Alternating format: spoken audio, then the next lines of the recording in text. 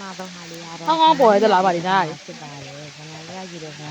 အရန်လာတယ်ဒီတစ်ဖွဲ့ကြာနေအားနဲ့ရှင်းမြင်နောက်မြင်တောင်ရောက်သွားတယ်ရှင်းမြင်နောက်မြင်တောင်မှာဆိုလို့ရှိရင်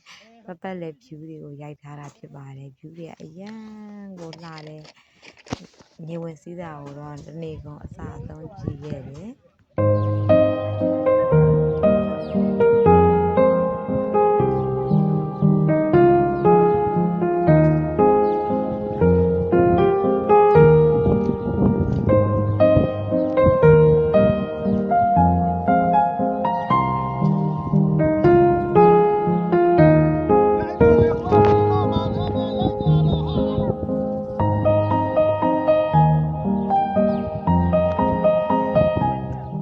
ဒီနေဝင်ငယ်ကိုကြည့်နေရင်လည်းကိုယ့်ဟာကိုယ်တွေးမိတဲ့အရာတစ်ခုရှိတယ်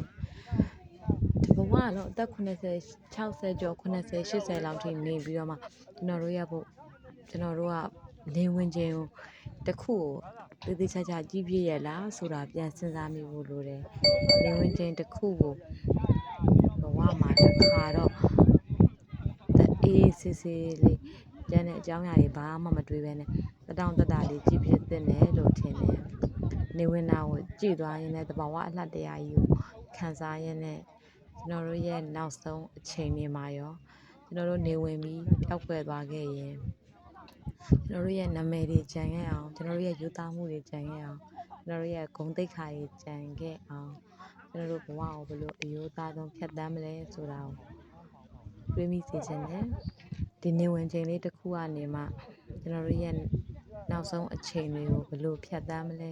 တယောက်တည်းဖြတ်သန်းကြမှာလားဒါမှမဟုတ်အတူတူဖြတ်သန်းကြမှာလားဘယ်လိုဖြတ်သန်းမလဲဆိုတာစဉ်းစားမိမယ်ထင်ပါတယ်